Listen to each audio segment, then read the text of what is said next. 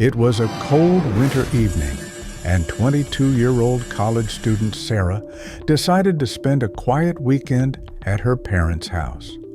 Her family was away visiting relatives, but Sarah needed time alone to focus on assignments and recharge. The house was nestled in a quiet suburb, surrounded by towering trees that swayed gently in the icy breeze. She loved the place. It felt safe, familiar, and peaceful. Settling into the cozy living room, Sarah turned on the fireplace, its crackling warmth a welcome relief from the frosty air outside. She wrapped herself in a blanket and sipped her tea, trying to enjoy the solitude. The only sounds were the occasional creaks of the old house and the soft hum of the television in the background. Around 9 p.m., as she typed away on her laptop, Sarah suddenly heard something strange, faint whispers coming from the walls. She paused, unsure if her ears were playing tricks on her.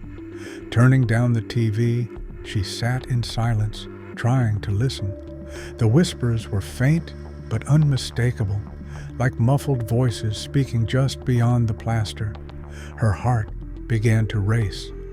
"It's probably just the wind or the pipes," she muttered, attempting to calm herself. Yet the whispers didn't stop. They grew louder, forming fragmented words that sent a chill down her spine. "Leave. Not safe." A sense of unease washed over her. Sarah checked the house, starting with the windows and doors. Everything was locked and secure, just as she had left it. Still, the whispers persisted, following her as she moved from room to room. By the time she climbed into bed, she was on edge. She pulled the covers tightly around her and tried to convince herself it was nothing. But as she lay there, staring at the ceiling, the whispers grew closer. This time, they were coming from the hallway just outside her door. Her pulse quickened, and a cold sweat broke out on her forehead. Gripping her phone tightly, Sarah decided she couldn't ignore it any longer. She needed to know what was happening. Armed with a flashlight, she carefully opened her bedroom door. The hallway was empty, shrouded in darkness, but the whispers seemed to echo all around her. They grew fainter, as if retreating, leading her toward the basement door. The basement was a place Sarah avoided whenever possible. It was damp, musty, and always felt unnervingly cold. Despite her fear, she felt compelled to follow the whispers. Descending the creaky wooden stairs, she gripped the flashlight tightly, its beam cutting through the shadows.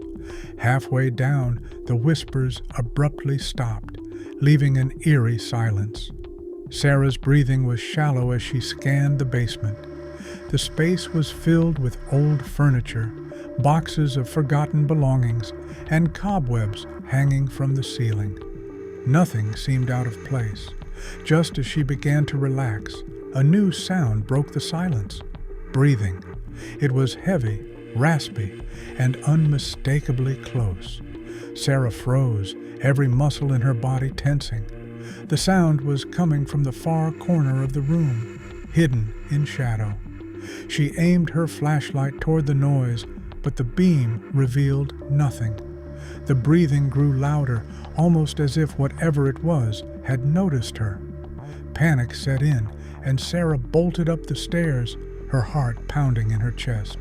She slammed the basement door shut and locked it, pressing her back against it as she struggled to catch her breath. Her hands shook as she dialed 911. When the police arrived, they searched the entire house, including the basement. They found no sign of forced entry, no evidence of anyone else being there. Still, Sarah couldn't shake the feeling that something or someone had been watching her. That night marked the end of her peaceful weekends at her parents' house. Even though the whispers never returned, Sarah refused to stay there alone again. Something about that cold winter evening and the sinister whispers in the walls stayed with her, an unsettling memory she could never explain. To this day, Sarah wonders if the house was trying to warn her, or if something far more malevolent had been lurking, waiting for her in the shadows.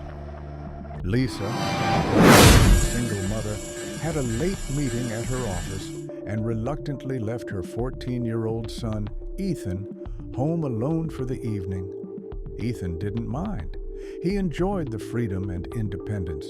Besides, he had his favorite video game to keep him company. After finishing his homework, Ethan settled in the living room with his gaming console. He put on his headphones, the sound of digital explosions and frantic music immersing him in the virtual world. The house was quiet apart from the muffled hum of his game. The large windows overlooking the backyard offered a view of the dimly lit yard, now cloaked in shadows under the moonlight. An hour into his session, Ethan noticed something strange. Out of the corner of his eye, he saw movement near the window. He paused the game and turned to look, but nothing was there. It was probably just the wind swaying the bushes or a stray cat wandering through the yard, he told himself. Shrugging it off, he adjusted his headphones and returned to his game. Minutes later, the movement caught his attention again. This time, it was unmistakable, a shadow passing quickly across the window. Ethan's heart skipped a beat. Slowly removing his headphones, he stared at the glass. The dim glow from the living room lamp made it hard to see outside clearly, but he was certain he wasn't imagining things. Suddenly, a figure appeared, a man's outline, tall and broad, just beyond the glass. Ethan froze, his hands gripping the controller so tightly his knuckles turned white. The figure lingered for a moment before disappearing into the darkness. Fighting the rising panic in his chest, Ethan grabbed his phone and called his mom. "There's someone outside," he whispered, his voice trembling. Lisa's voice immediately turned serious. "Stay calm, Ethan. Go lock all the doors right now, then call the police. I'm on my way home." Ethan nodded, though his mom couldn't see him. Hanging up, he dialed 911 with shaking hands. The operator's calm voice did little to ease his fear. "Officers are on their way. Stay on the line if you feel unsafe and find a secure place to hide." Ethan quickly locked all the doors, his breath shallow and quick. He grabbed the aluminum baseball bat from the hallway closet, his only means of defense. After securing the house, he ran to his bedroom and slipped into the small closet, closing the door behind him. The dark, cramped space felt suffocating, but it was the safest place he could think of. As he sat in the darkness, clutching the bat, he tried to control his racing thoughts. Maybe the man had already left, scared off by the lights or the sound of Ethan moving through the house. But that hope shattered when he heard it, the faint creak of the front door opening. Ethan's breath caught in his throat. The sound of heavy footsteps echoed through the house, deliberate and unhurried. Whoever it was, they were searching. The footsteps grew louder, moving down the hallway. Ethan held his breath, his hands trembling as he tightened his grip on the bat. His heart felt like it might burst out of his chest as the intruder entered his room. Through the slats of the closet door, Ethan could see shadows moving across the floor. The man was inside his room. He stopped for a moment, and Ethan thought he could hear the man breathing, low, steady, and ominous. Ethan clenched his eyes shut, praying the man wouldn't open the closet door. Just when he thought he couldn't hold his breath any longer, the shadow shifted, and the footsteps began to retreat. Moments later, the sound of sirens filled the air, and the intruder's footsteps hurried toward the back door. Ethan stayed frozen in the closet, too terrified to move. He only emerged when he heard the police shouting through the house, announcing their presence. The officers swept the home, finding signs of forced entry at the back door and muddy footprints leading from the yard to the hallway. Despite their efforts, the intruder was gone. Lisa arrived minutes later, rushing to embrace her son, who was pale and shaken, but unharmed. She promised him he would never have to stay home alone again. For weeks after the incident, Ethan had trouble sleeping. Every creak of the house, every gust of wind against the windows made him jump. Though the police never caught the man, Ethan couldn't shake the feeling that the stranger hadn't been there by accident. The experience left a lasting impression on both Ethan and Lisa. While they tried to move on, the memory of that shadowy figure by the window and the chilling sound of footsteps in the dark haunted their thoughts. Emma, a freelance writer, had recently moved into an old Victorian house on the edge of town. The house, with its intricate woodwork and creaking floorboards, was everything she had ever dreamed of. It was full of character, a blend of elegance and mystery that felt perfect for her creative work. However, there was something unsettling about it as well. Certain rooms remained locked, with no keys in sight. At first, Emma thought little of it. The house was so large, surely it was normal for some rooms to remain off limits. She admired the sweeping staircase, the faded wallpaper, and the ornate chandelier hanging in the hallway. The locked rooms, with their aged brass handles and dusty door frames, only added to the house's old-world charm. Yet, there was always a feeling of unease when she passed them, like something was waiting just beyond the door, waiting to be discovered. One night, after a long day of writing, Emma was working late at her desk.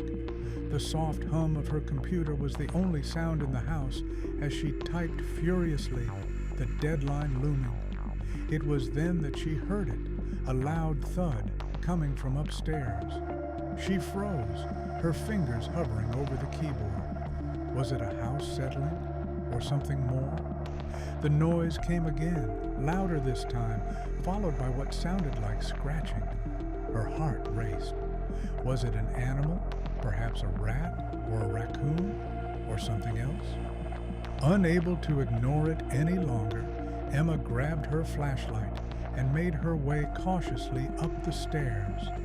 The creaky steps groaned under her weight, the light from the flashlight flickering slightly as she moved through the dim hallway. The thudding sound grew more distinct as she neared the source. It came from one of the locked rooms. She pressed her ear against the door, listening intently. The scratching had escalated to a frantic pace, as if something or someone was desperate to escape. Goosebumps prickled her skin. The hairs on the back of her neck stood up. It sounded almost human. Emma's mind raced. There was no way it was a rat. Her curiosity outweighed her fear. She grabbed a crowbar she kept in the hall closet, her breath shallow as she wedged it between the door and the frame. With a strained grunt, the door cracked open, revealing a thick cloud of dust that filled the air. The room was empty, save for cobwebs and forgotten memories. As she stepped inside, Emma's flashlight illuminated the far wall, and she froze. Deep claw marks marred the plaster, jagged and uneven, as though something had desperately tried to claw its way out. The markings were old, perhaps decades old, but they sent a chill down Emma's spine. She stared at them, her mind spinning, her heart thudding loudly in her chest. What could have caused them? What had been in that room? That night, Emma tried to sleep, but the noises continued. Footsteps echoed down the hallway, the sound of soft, shuffling steps that seemed to draw closer. The floorboards creaked under invisible weight, and doors, some that she was certain had been closed, creaked open and shut. Emma pulled the covers tighter around her, willing the sounds to stop, but they didn't. They only grew more persistent, more unsettling. Finally, after another sleepless night, Emma made the decision to call a locksmith. She needed answers, and her growing unease was becoming too much to ignore. The locksmith arrived the next day, a middle-aged man with a weary smile. He quickly set to work on the locks, methodically unlocking each door that had been sealed shut for years. The air in the rooms felt stale, like they had not been disturbed for ages. When they reached the final door, the one in the farthest corner of the house, the locksmith hesitated. He looked at Emma with an odd expression, as if sensing something she couldn't quite explain. "Are you sure you want to open this one?" he asked softly. Emma nodded, her curiosity now overpowering her fear. "I have to know." With a twist of the key, the lock gave way, and the door creaked open. What they found beyond the door was unlike anything Emma had expected. Behind it was a hidden staircase, narrow and steep, leading down into a dark, windowless room. The walls of the staircase were damp, and the air smelled musty, heavy with neglect. The room at the bottom was small, almost claustrophobic, and its only contents were old toys, faded dolls, a broken toy soldier, and a rusted jack-in-the-box. There were also old photographs, their edges yellowed and curling with age. But it was the journal that caught Emma's attention. She picked it up carefully, brushing the dust off its cover. Inside, the pages were filled with the scrawled handwriting of a child, faint and trembling. It was the journal of a boy who had lived in the house many years ago. His writing spoke of a terrible fear of being locked in that room and hearing voices in the dark. The boy wrote about how he could never leave, how the voices warned him that something was coming for him. The last entry read, "They're here. I have to escape, but I'm trapped." Emma's blood ran cold. She glanced around the room, her eyes catching the faintest glimmer of something, a dark shape moving just out of sight. She closed the journal quickly, her hands trembling. After the discovery, Emma could not shake the feeling that the house was alive with something malevolent. She sold it soon after, unable to bear another night within its walls. The new owners, a young couple, moved in with enthusiasm, dismissing the house's history with a laugh. They claimed they never experienced anything unusual, no strange noises, no eerie happenings. But Emma knew better. She had felt the house's secrets, and she wasn't about to forget them. Years later, Emma would hear rumors that the house had been abandoned once again. Whispers floated through the town about the strange happenings that continued to plague its inhabitants, but Emma would never go back. She'd found peace in her new home, far away from the Victorian mansion's dark past. But in the quiet of the night, when she lay in bed and listened to the wind howl outside, Emma couldn't help but wonder, was the house truly empty? Or was there still something lingering behind its locked doors, waiting for the next person to unlock the truth?